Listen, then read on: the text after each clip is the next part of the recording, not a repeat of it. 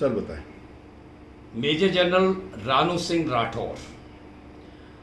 मैं जो अभी एपिसोड हुआ है यानी गलवान घाटी में जहां पर हमारे 20 ऑफिसर ऑब्लिक जवान शहीद हुए, सबसे पहले तो मैं उनको श्रद्धांजलि देता हूं।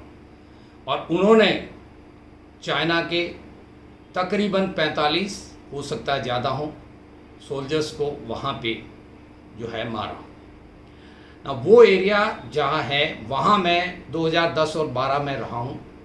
उससे पहले सियाचिन सेक्टर में रहा हूँ। तो 4 साल का मेरा अनुभव है लेह लद्दाख एरिया में। जो गलवान घाटी है वो एरिया सबसे पहले समझना चाहिए हमको कि एक गलवान नदी है जो आती है पाकिस्तान से। नैरो नदी है, पहाड़ है बहुत स्टीप, 18 से 20,000 फीट हाइट के।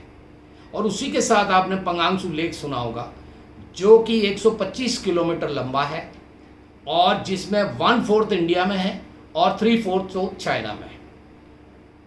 अब उसी लेक के साथ लाइन ऑफ कंट्रोल चलती है लेक के किनारे में, और एक तरफ रिज है यानी पहाड़ है, दूसरी तरफ भी पहाड़ है यानी वैली के अंदर से जाती है।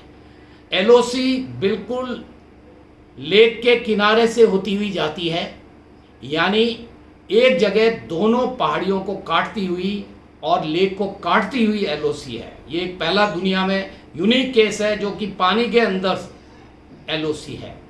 और इसी के साथ गलवान घाटी के अंदर जो एलओसी है उसके साथ में पहाड़ी जो है फिंगर्स जैसे अंगुलियां होती है उस शेप में है। तो यानी चाइना की तरफ से फिंगर 1 to 3 है और फिंगर 4 to 8 इंडिया की तरफ एलओसी में। परंतु क्या हुआ है, फिंगर 4 to 7 जो है वो एरिया तकरीबन 8 किलोमीटर पड़ता है। उसको तकरीबन एज पर हमारे एग्रीमेंट उसमें बीच में फिंगर 4 के पास PP14 पेट्रोलिंग पॉइंट 14 है। वहां तक चाइना वाले उसके उस तरफ एलओसी चाइना की है, वहां तक आके पेट्रोल करके जाते हैं और इंडिया वाले भी यहाँ आते हैं। हर सालाना उसको डोमिनेट करने की एक्सरसाइज होती है। इस बार अप्रैल में बिकॉज ऑफ कोविड-19 एक्सरसाइज दोनों इंडिया उस साइड में नहीं करी और उसका जो फायदा उठाया उन्होंने, जिसने भी फायदा उठाया यानी चाइना ने, और उन्होंने ओवर ए पीरियड जा कर के वहाँ पे बैठ गए, जम गए। और हमने उनसे मीटिंगें करी, कर्नल लेवल, मेजर जनरल और लास्ट लेफ्टिनेंट जनरल की हुई 6 जून को। और वहाँ डिसाइड हुआ कि भाई आप पीछे हटो, और दे एग्रीड इन राइटिंग कि पीछे हट रहे। नाउ जब हमारे कर्नल बाबू और जो है बिहार रेजिमेंट के जवान गए, उनको ये बोला कि आप टेंट हटा दो और यहाँ से पीछे अपने एरिया में चले जाओ, जो एग्री हुआ। परंतु उन्होंने ये नहीं करके और उन्होंने जो है हमारे ट्रूप्स के ऊपर अटैक करा और वो डंडे और जो भी है आयरन रॉड और उसको इम्प्रोवाइज करके उस पर वो कंसर्टिना वायर तार वगैरह जो लगा करके और उससे ब्रूटल किया। उसके कारण हमारे जवान जो है शहीद हुए वहाँ। और हमने भी फिर रीइंफोर्समेंट आकर के हमने भी, क्योंकि हम तो उनको हटाने के लिए गए, तो यानी चाइना का गेम प्लान अलग था, धोखा। अब ये चाइना वहाँ पे क्यों कर रहा है, क्यों इसीलिए कर रहा है, मेन चीज़ क्या है, ये गलवान घाटी और ये PP14 है, वहाँ से तकरीबन 8-9 किलोमीटर दूर जहाँ पे ये नदी गलवान नदी और एक श्योक नदी आती है, वहाँ जंक्शन है। और वहीं पे रोड हमने इस जंक्शन तक इंडिया ने बना ली अभी, जो इनॉग्रेट पीछे भी हुई थी। और यहाँ से तकरीबन 20-25 किलोमीटर दूर नॉर्थ में अक्साई चीन के एरिया में कराकोरम हाईवे, यानी जो चाइना ने पाकिस्तान होते हुए हाईवे बना रखा है, वो इसको चाइना को थ्रेट हो रहा है। और हमारा एरिया ऊंचाई पे है, वहाँ से हम लोग डोमिनेट कर सकते हैं चाइना की पोस्ट को। ये पहली बार चाइना को खतरा हुआ, इसलिए चाइना नहीं चाहता है कि हर मूवमेंट इंडिया मॉनिटर करे। उनके ट्रूप्स क्यों हमारी एलओसी के अंदर, हमारी ज़मीन में है, वो एलओसी पे थोड़ी है। इसलिए अगर वो थ्रेट हुआ तो चाइना का कराकोरम हाईवे थ्रेट होगा।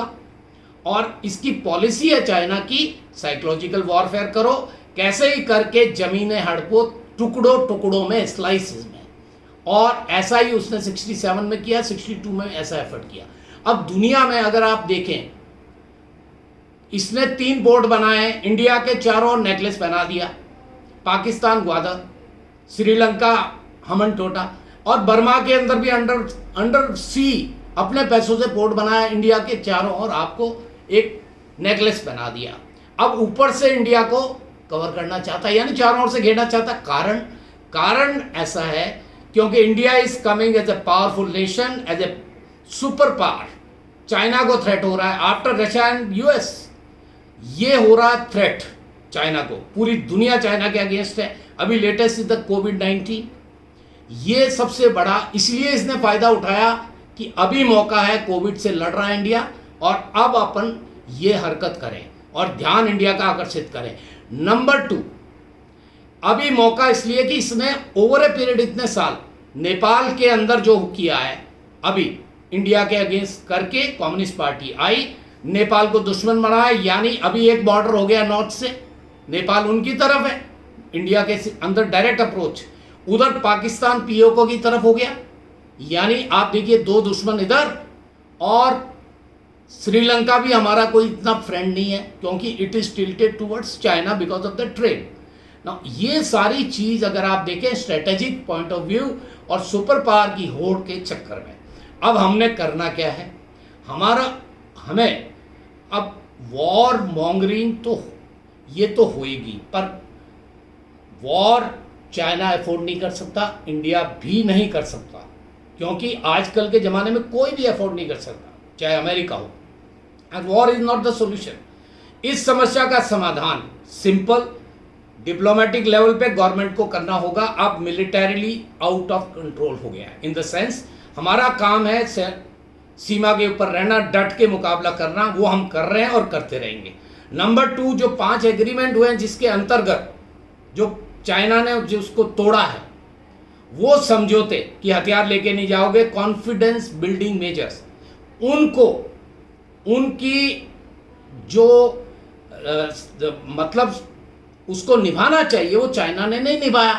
अब उनको स्क्रैप करना चाहिए, और जैसे पाकिस्तान बॉर्डर पे या किसी और बॉर्डर पे हम लोग बिल्कुल फुली टैंक्स, आर्टिलरी गन, हथियार, जो भी as a soldier we are suppose to be given free hand to be deployed at the border, ये मेरा मानना है, सो दैट डेटरेंस पैदा हो। Number 2, economically India is emerging as a super power. हमारा 60 बिलियन का ट्रेड है China से। हमें आज समय आ गया कि उसको धीरे धीरे स्टॉप करना चाहिए, इमीडिएटली नहीं हो सकता, 1-2 साल लगेंगे। बहुत सारे कॉन्ट्रैक्ट है कैंसिल हों, बहुत सारे कैपिटल गुड्स आ रहे हैं हमारे पास, इलेक्ट्रॉनिक, टेलीकॉम, स्टील, सबसे ज़्यादा मिनरल्स, ऑयल्स। ना ये जो ऑयल है, फार्मास्यूटिकल, दवाइयों के जो रॉ मटेरियल है, ये सारी चीज़ हमें इंडिया के अंदर ढूंढना होगा या दूसरा अल्टरनेट दूसरी कंट्री से हमको लाना होगा, सो दैट हम उसके ऊपर डिपेंडेंसी ख़त्म करें और हम सेल्फ रिलायंट बने, दूसरी कंट्री से इंपोर्ट करें। दूसरा रास्ता, चाइना की रीढ़ की हड्डी तोड़नी है आज तो सिर्फ economic crash down of China. India के साथ 60 बिलियन है, ये है, और बाकी हम सबको अपना काम करना चाहिए। चाइना कुछ भी नहीं कर सकता, हमारी कंट्री बहुत पावरफुल है, 130 बिलियन रिसोर्सेज हमारे पास सबसे ज़्यादा हैं in terms of human resource, in terms of money, material और मिनरल्स, कितना है हमारे पास, उसको सिर्फ एक्सप्लॉइट करना। आने वाले समय में क्या रहेगा? आने वाले समय में जैसा मैंने बताया कि हमारा एम ये होना चाहिए कि हम जैसे अभी कर रहे हैं, सेल्फ रिलायंट, चाइना की ट्रेड बंद करें, दूसरी कंट्री से जो भी है हम अच्छा, हमारा हिंदुस्तान की रिलेशन बहुत बढ़िया है आज दुनिया में।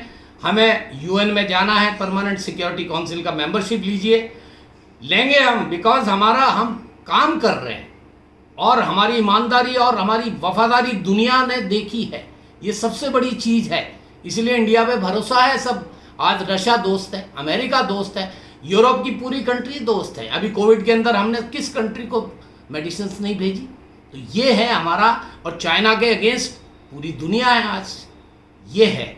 और हमें नी जर्क रिएक्शन से दूर रहना चाहिए, बिकॉज ये साइकोलॉजिकल वॉरफेयर है, हमें याद रखना चाहिए। ये प्रोपेगेंडा वॉरफेयर है, किसका? चाइना का। इससे हमें वंचित रहना चाहिए और हमें अपने नॉर्मल कूल रख करके इस सिचुएशन को डील करना चाहिए। मामूली सिचुएशन है, डील हो जाएगी ऑलरेडी।